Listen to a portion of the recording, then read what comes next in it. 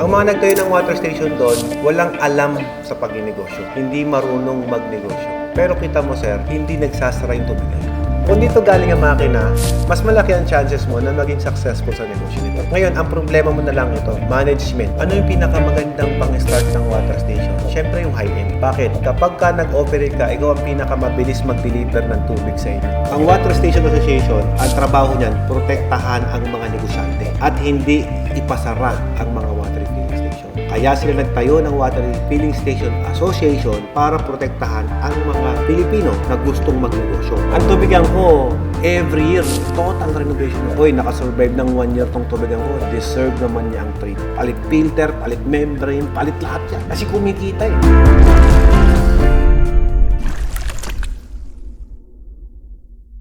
Taga saan kayo, sir? Santiago Isabela. Ano ang concern natin, sir? First time kasi namin po tong Yes. business na to. Yeah. Dadagdag namin dun sa business namin. Ano bang business na hawak niyo na? Farm supply. Mag-start kami dun sa Mababang package. package. Yun yung gusto niyong simulan. Okay. What makes you decide, sir, na pumunta dito para mag-inquire? Ang nasa isip ko ba, siyempre ang tao, pinsan, yung lasa sa yung quality. Kasi actually, doon talaga, Santiago, marami rin. Maraming water refilling Oo, station ang water nakatayo. Oo. Bukod doon, marami ring water station. Oo. Sabi mo nga, may negosyo ka, tapos marami nang nandun. Bakit nagpunta ka pa din? Kasi talagang focus na So, additional. Bilang isang negosyante, sigurado naisip mo din o nakita mo rin yung potential na pwede pa rin pagkakitaan. Oh, correct. Pwede pa rin akong makabenta rito. Medyo babaguhin mo lang yung mindset tsaka yung strategy how to deliver water, how quality or how you manage the business. Kasi unlike you, boss, on your situation, meron ka nang alam when you are doing a business. Ibig sabihin, boss, entrepreneur ka na negosyante ka na. Basically sa'yo, mas madali nang i-manage to kasi may idea ka na. I'll give you idea, boss. Alam nyo ba yung mga nagtayo doon, hindi naman mga negosyante. Ang mga nagtayo ng water station doon, walang alam sa pag-negosyo. Hindi marunong magnegosyo. Pero kita mo, sir, hindi nagsasara yung tubigan. I think you will agree on that. Needed talaga siya. Imagine mo, sir, ang isang hindi negosyante, kayang patakbuhin yung negosyo. How much kayo? Marunong na kayong humawak ng negosyo. Yun ng farm supply, kayang-kaya mong ibenta. Hindi pa yun basic necessity. I could say, kasi bakit ka mo? Kasi yung farm supply, nabibili po yan during season. Magpapatanim tayo. So, magbibilihan ngayon ng mga agricultural supply. Doon kayo lumalakas yung peak. But not every day may nagtatanim. Kasi they need to cultivate it, palaguin muna yung tanim. Maliban siguro kung talagang malaki na yung supply mo ng buto, binhi, o kung may malaki kang greenhouse. May idea ako sa ganong negosyo. Nakita niyo yung Gab Farm dyan. Oo. Yan, bilas ko eh. Katabi ko. So, nabibigyan din niya ako ng kahit paano idea on agricultural. My point, sir, is yung sa inyo, dadagdag nyo lang. I'm not saying na i-quit nyo yung dati nyo ng trabaho to eh. Dadagdagan nyo lang. So, basically, boss, ito, parang i-cultivate mo lang unti-unti yung sa inyo.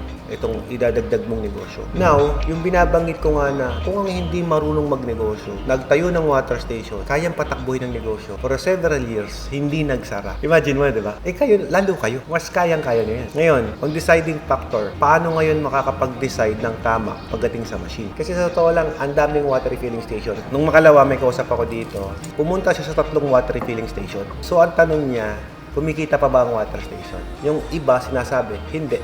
At yung iba, oo, magkakaiba sagot. Ngayon, ang next question ko, boss, is ano ang common problem ng water refilling station? Doon lang nag-iisa ang machine. Yun din yung sinabi ko kung business. Kahit mag-survey ka sa lahat ng tubigan. Ako baga sa akin, I give you freedom magtanong sa mga nakatayong water station. Pag nagtanong po kayo, ano po ang common problem niyo sa water station? Bakit nahihirapan kayo? Ang sabihin nila, machine. Eh bakit nahihirapan sa machine? I will tell you, sir, because of the low cost of water refilling station manufacturer. Ang dami pong gumagawa ng machine, kagaya ng binanggit mo. Sa amin, marami rin gumagawa. Sa inyo, maraming gumagawa. Kahit sa ibang lugar dito sa atin sa Pilipinas, boss, ang daming gumagawa.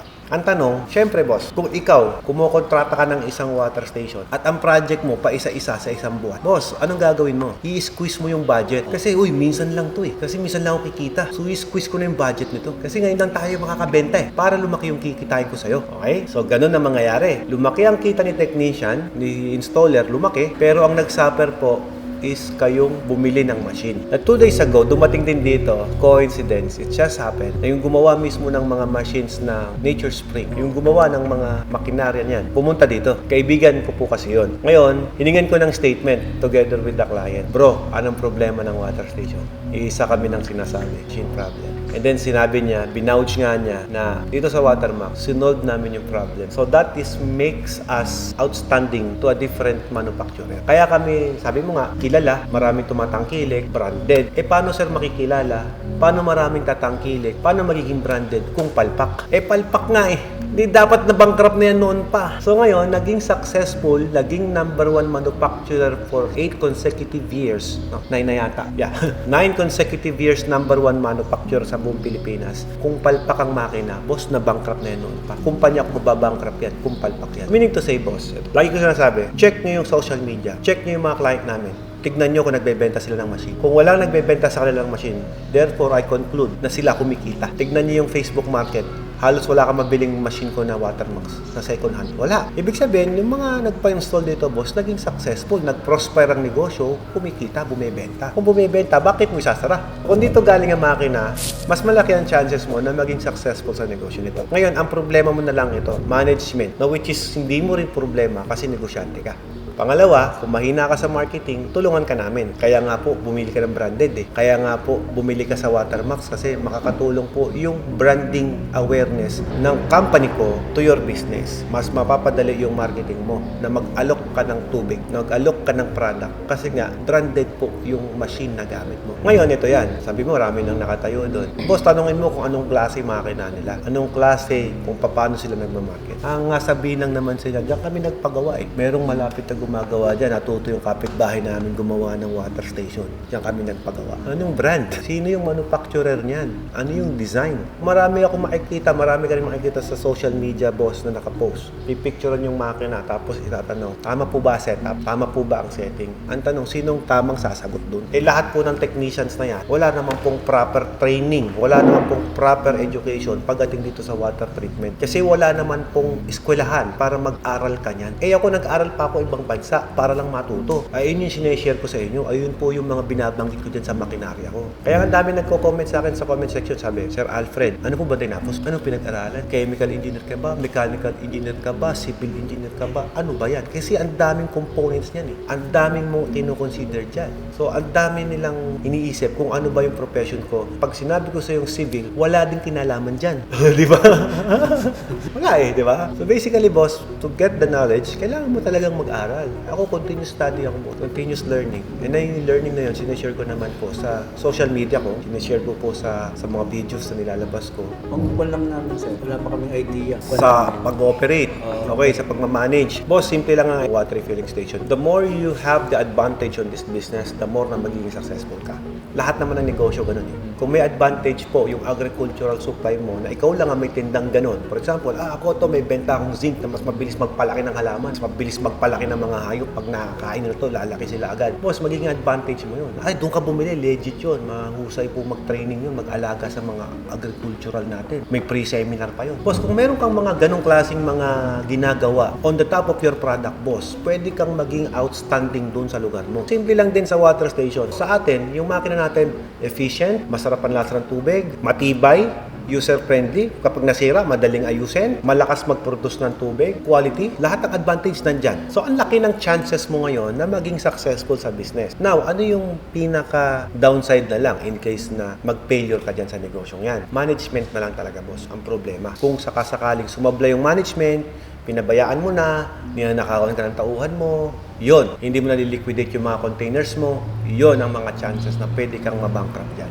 Pero kami, the common problem, tinanggal na namin. Kasi ang common problem, makina. That is the number one. Kaya nga sabi ko, magnegosyo ka ng water station, okay yan. Pero pag nagkamali ka sa makina, sorry, goodbye to your investment, goodbye to your puhunan. Kaya ako, pagka sinasabi ko sa mga kagaya ninyo, walang idea, ano yung pinakamagandang pang-start ng water station? Siyempre yung high-end. Bakit? Kapag ka nag-operate ka, ikaw ang pinakamabilis mag-deliver ng tubig sa inyo. Boss, yung machine mo fully automatic. Pag marumi, nag-automatic cleaning. Hindi nagbabago lasa ng tubig. Consistent. Ibig sabihin, pangalawang advantage mo na naman yun. Boss, yung machine ko, customize kung ano yung nakuha ni Alfred na tubig dyan sa ilalim ng lupa namin or supply ng Nawasa. Kinostomize po niya yung machine para magpasarap yung lasa ng tubig. Na-compare mo sa iba, hindi ganun. Sir, hindi ko pa binabanggit yung brand. Ang binabanggit ko pa lang is the advantage of that product. Now, ganito yan. Boss, dun ako sa maliit na machine kasi nagsisimula pa lang ako. Eh, kung iyon ang idea mo, that's fine. At least you started right. Pero, expect mo na pag lumakas yan, kakatay ulo mo dyan. Kasi unang-una, hindi mo maibibigay yung premium service sa customer mo. Bakit? Kasi mabagal ka. Hindi ikaw, yung makina. Kita mo yung mga water station nakatambak yung galon? Yun po yun. Ang lakas ng operation, pero yung mga tauhan walang ginagawa. Bakit? Nakatambak yung makina. Ngayon, salo ka sa manpower. Bakit? Walang ginagawa yung mga tao mo, pero binabayaran mo kada oras eh. Kahit di nag-deliver yun babayaran mo yun, sasahuran mo yun. Kahit di nagre-refill yun. Ano re-refill yun? Wala namang product. Lugi ka sa tao. Tama, di ba? Yun yung cost ng pagiging lugi mo. Na nami-mislook mo, akala ko ba, Sir Alfred, machine lang yung matipid. Matipid nga yung machine mo. Mabagal naman. Kailangan pa makakabenta 100 galon. Kailangan pa makakabenta 200 galon. Ang bagal-bagal niya. Kaya ang best start to start the business, yung malaki, yung high-end. Yun ang pinaka-the best. Ang dami mo matitipid. Bakit? 4 times na matipid sa kuryente, 4 times matipid sa tubig, 4 times na efficient yan ha. And sa tauhan, kung gusto mo ng 500 galon, 400 galon, maghapon tapos ang trabaho. Boss, simple lang ang logic niyan. Kapag mabagal ang makina mo, yung tao mo laging nag-overtime. At yung overtime, kailangan mong makompensate yun. Pangalawa, boss, kapag mabagal ang makina mo, stressful. Bakit? Ang daming order, hindi mo mai-deliver. Ngayon, yung stress na yun, boss, tatapon sa'yo, tatapon sa tao mo. At pag na-stress ka, yung tao mo magre-resign na rin. Stress na kayo parehas eh.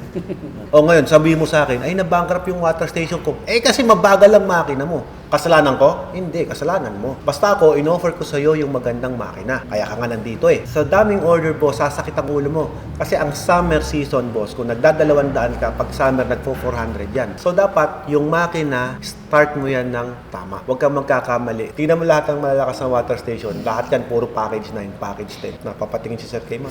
Hindi ko naman kita kinoconvince eh. Kinukwento ko lang sa'yo yung reality na namimislok ng mga water station operator.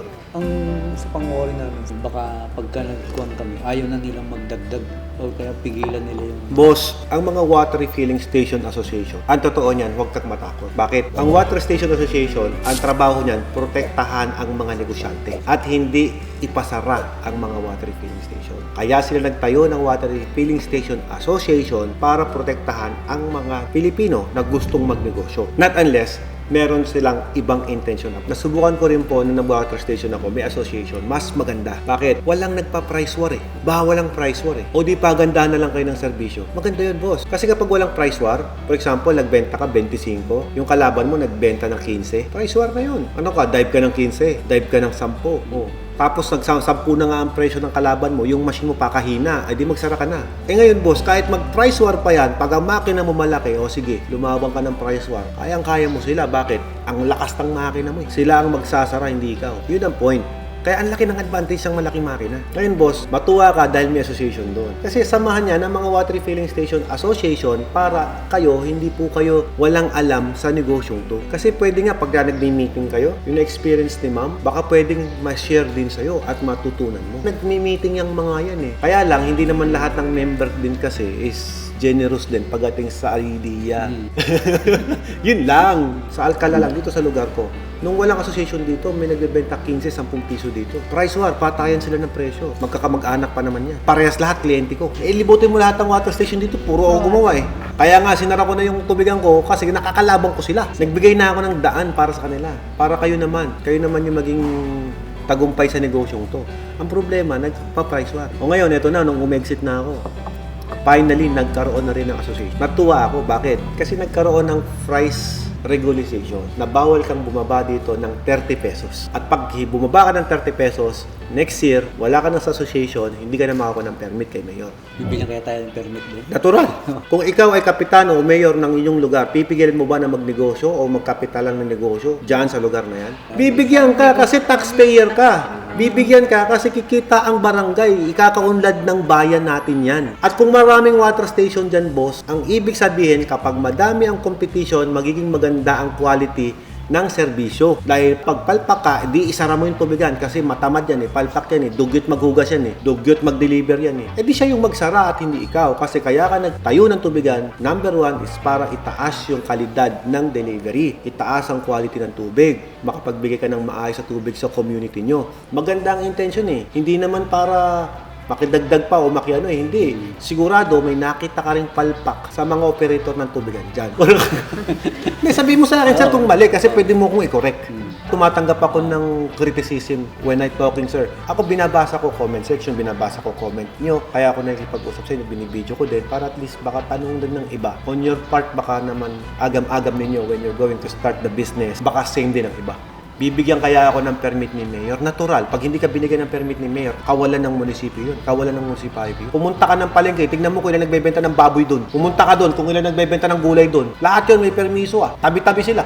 Ay di sana pala. Ay hindi, 3 lang ang gusto ni Mayor na magnegosyo ng babuyan dyan Aba, mali, di ba? Ang pinag-uusapan services pa rin. At hindi habang buhay, ikaw lang ang magninegosyo ng ganyan. Yung iba, tayo tumatandak din tayo. Baka yung ibang water station doon, retired na. Pagod na, hindi na kaya. Kundi ikaw naman yung usbong para mas maibigay mo yung quality product. At yung ibang nag-ooperate ng tubigan, boss, sa pagod nila, sa stress nila, sa lifestyle nila, baka hindi na sila pang ganung level. At kukwento ko lang naman sa inyo yung mga totoong nangyayari. Ang sabihin sa akin ng customer ko dito, Sir Alfred, maka 50 container lang kami, masaya na kami. Ina naman, sabi ko. Sabi mo naman, 100. Break even ay 50. Pantauhan na lang yun. 100 po ba? O sige, goal namin 100. 500 galon na yung nabebenta, sabi hindi pa rin sila kumikita.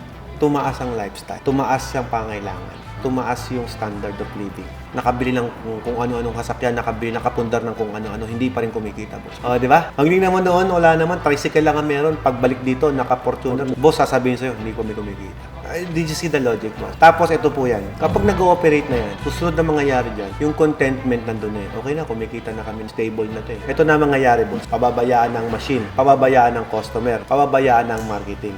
Ang dami ng pinabaya. Nakuha nyo? So, which is not good. Kasi kapag nakuha na nila yung ganong klase na benta, sales, ang nangyayari po, pinababayaan na nila yung quality. Napapansin nyo may mga water station, hindi na nagpapalit ng filter. Totoo po yun. Kahit i-repaint lang yung tubigan, hindi na ma-repaint. Yung signage, agnas na, bulok na, hindi pa pinapalitan. Hindi totoo, di ba? Yung galon, ma'am, expired na. Nanlulumahid na sa dumi. Puro mancha na. Hindi pa rin mabila ng bag. Yung pan-deliver, karag-karag na. Hindi ma-improve. Yung lifestyle na-improve. Na-improve. Pero yung negosyo, pinabayaan. So, doon mo ngayon sa akin sabihin na hindi kumikita ang tubigan. Nakabili ng kung ano-anong big bike, nakabili ng kung ano-anong sasakyan, boss. Bahay nakapagpatayo. Pero yung negosyo, nung pinagawa niya, minsan hindi na pinarenovate, hindi na pinaretouch. Tignan mo yung mga tubigan dyan. Ang lakas ng benta, ang lakas ng kita, pero bakit parang dugyot? Hindi man lang nagre-repaint. Ang tubigan ko, every year, total renovation. Oy, nakasurvive ng 1 year tong tubigan ko. Deserve naman niya ang treat. Palit filter, palit membrane, palit lahat yan. Kasi kumikita Yung mga nagdidikit na watermarks na yung sa salamin, linis lahat yun. Kung di ko malinis, tanggalin ko yung salamin, palitan ko ng bago. Para maging presentable. Para pag nag-give ako ng tubig doon, nakita ng mga customer ko, kalinis naman ang water station na yun. Ilan taon na po ito? 10 taon na. Wow, parang 1 year old pa lang. In a matter of 1 year, boss, bawin puhunan mo Ngayon, boss, o 6 months nga, yung bumabawi na. I-deserve naman. I-remodel mo, i-redesign mo, or bigyan mo ng magandang signage. Hindi naman na lahat halos sa negosyante. Maglalagay ng kadami-daming signage. Bang! Open! Water refilling station, laundry shop, and yellow. Bang! Open! Ganda ng opening, Brad. After 1 year, kita mo, agnas-agnas na yung tarpaulin. Hindi na ipapagawa, hindi na ipaparenovate. May customer na Mali. Nawala yung quality, nawala yung standard, nawala yung kung ano yung isinet mong standard nung una. Boss, tignan mo, pumunta ka dito, ikutan mo yung shop ko. Tignan mo 6 months pa lang nagpapalit na ako ng mga signage ko. Kung dugyot-dugyot dito, bibili ka? Ganun kasimple. Ang pinaka-importante is the consistency sa negosyo. Kung ano yung sinet mong quality, kung ano yung sinet mong standard, it should be done. It should be followed. Pwede muna sa 7. Pagka nag-build up may pag-isa, mas ahead naman ilalagay namin. Paano mangyayari yan kung mahina ang makina? First step natin ngayon. Magbayad ka. Ang reservation mo, ang bayad mo, ayun po, yung magpapakilo sa amin para i-assist kayo sa building layout, water testing, sa site visitation.